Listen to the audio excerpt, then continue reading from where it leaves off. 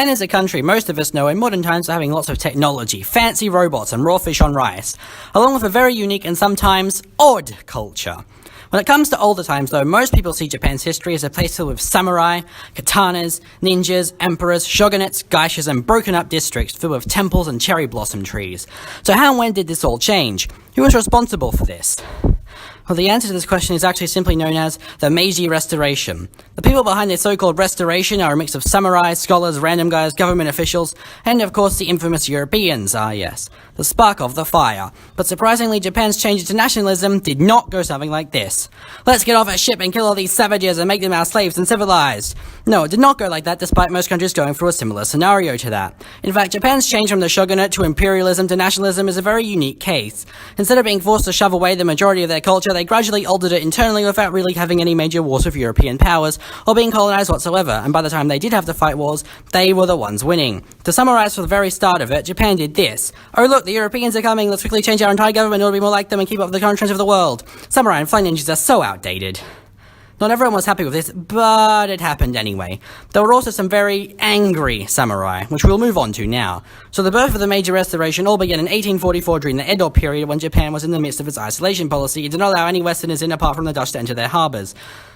According to our primary source, this was basically because the Japanese detested the Westerners and saw them as barbaric, while the Westerners said the same about the Japanese. During this time, the Dutch paid a visit to the Bakufu, the Japanese government, and proposed for them to open up the country. The reason for this? The Dutch were fearful that the British would reach Japan and their trade monopoly would be completely ruined. Of course, the Bakufu at the time refused because of their isolation policy and their hatred for foreigners. However, the Dutch had been correct. Within the next 3 years, the British and French fleets began paying visits asking to open their ports as well, but Japan still simply refused. After the residents of Japan began hearing rumors of foreign influence, some of them had already decided that they wanted change. This led to secret organizations and rebellions being born desiring the rule of an emperor rather than the shogunate. In 1846, the US then began sending fleets to Japan. Japan still blatantly refused until in 1853, a certain individual known as Matthew Perry showed up. No, not that guy, this guy. When he showed up, surprisingly, they said yes. Maybe not very surprisingly because there was a fleet of warships behind him. After the opening of their ports, thanks to Captain Blobfish, the Bakufu found itself challenged by the Western powers. This further convinced even more people within Japan that maybe the emperor was better suited to a role in this new era. The reason? Because the Bakufu had been cowardly and succumbed to foreign pressures. Though who blames them? They had a bunch of warships waiting at the port of Nagasaki. Meanwhile, at this time, amidst all the divided sides and complaining, the shogunate began a proposal to shove the foreigners back out of Japan.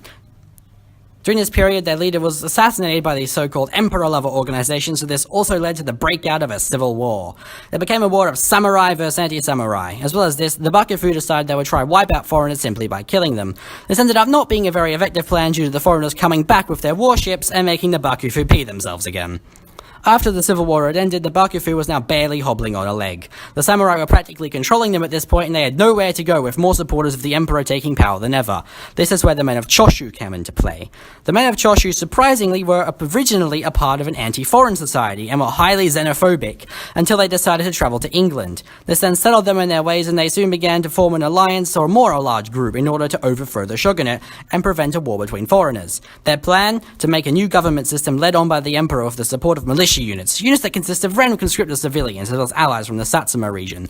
In 1876, word of the Choshu men spread fast. The final shogun, Yoshinobu, finally began realizing the national pressures for unity in Japan. He then resigned from his position rather than risk a Choshu conflict. The Tokugawa in Edo too also became cornered with the Choshu and immediately surrendered, leading to the rule of the young Meiji prince, causing Edo to become the new capital of Japan and to be known now as Tokyo. This was only the beginning of what we know as the Meiji Restoration. Now we know how the Meiji Restoration occurred, we can find out what the Meiji Restoration actually did.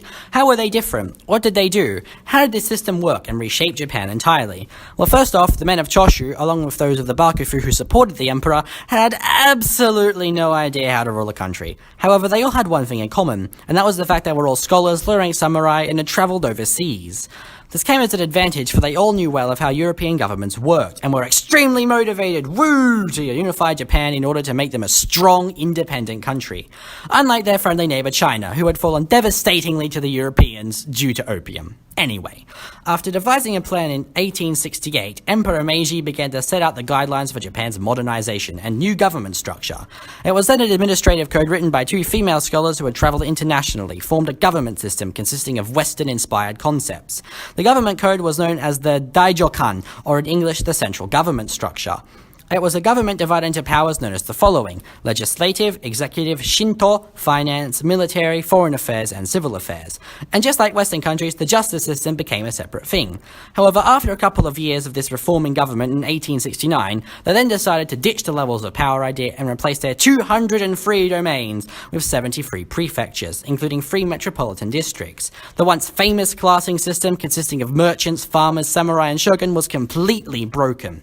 This meant the government now consisted more of a national assembly consisting of 9 ministries, known as civil affairs, foreign affairs, finance, army, navy, imperial household, justice, public works, and education. But then, a few more years later, they were unhappy with their government formation and ordered a government official, Ito, to study abroad and create a suitable government system style. He then travelled to European-influenced countries such as England, Prussia, and America, however spent most time in Prussia. He decided that England's was too controlling, America's was too liberal, and Prussia's was just right. The Meiji Constitution was then created for the new Meiji government known as the Imperial Diet. This government system was composed of a House of Representatives who were common men and a House of Peers who were basically noblemen. As well as this, there was a cabinet of state ministers along with a prime minister and elder statesman who was the spokesperson of the emperor. The Imperial Diet was mainly used for law creation and to submit petitions to the emperor. Parties and cabinets will be voted in according to the men of the public who were rich enough to pay taxes. Women weren't allowed to vote, and things were discussed and organised on a whole as a national party. But, of course, despite this organised, a little more including government system, the Emperor Meiji still had ultimate power over almost all decisions. This system surprisingly lasted up until the very end of World War II, and is formally known as simply the Meiji Constitution, before a new one was put in place. However, without this enormous leap forward into what is known as modern Japan today, who knows where it would be now. This leads us to our debate. How impactful really was the Meiji Restoration against the samurai? Was it really just a restoration or a full-scale revolution? One of the most basic things we know about feudal Japan is the samurai. Their line in social order had ruled for centuries via the shogunate system, yet historians still debate over the importance of the samurai and whether or not the Meiji system was really a big deal. It's also worth noting that the Meiji period was created by samurai. For this reason, a lot of scholars have debated on whether anything truly did cause an outright change, rather than being considered a revolution, unlike communist movements in China and Russia. One historian, Thomas C. Smith, has categorized the events as more an aristocratic revolution. This is basically saying that samurai caused this movement in order to benefit themselves. It was not a reaction against oppression, but more so the act of replacing one government filled with samurai with another government filled with samurai. Unlike most other revolutions, which involve human and civil rights birthed by lower-class individuals.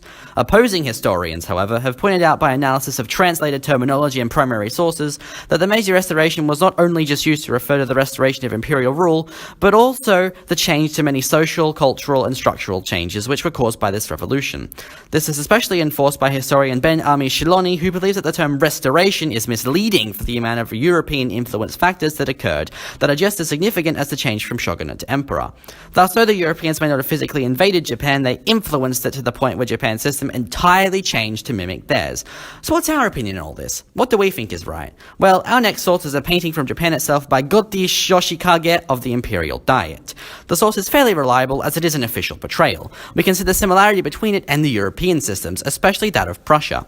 It therefore clearly shows the considerable influence European ideas had on Japan directly from a Japanese artist's perspective. Contrast this with the book Shinron by Aizawa Seishisai from 1825, before the Meiji, and we can see that prior to all this, Japan had a firm belief that Westerners were barbaric. This source is from a Japanese scholar's perspective and is reliable in showing the overall Japanese view of Western society at the time. The difference between this era, where Westerners were barbarians, and the Meiji Restoration, where Western ideas were adopted and integrated into Japan, is significant. As a result, in our opinions, we've concluded that despite the so-called non-revolution properties of the Meiji Restoration, they still played a major part in the history and culture of Japan, and were severely impacted by the Meiji Restoration, with 7 centuries of power almost completely abolished and thrown away. Anyway, thank you for listening to our presentation. We hope you've learned a lot more about the Meiji Restoration. And if you haven't, that's not a surprise, by the way.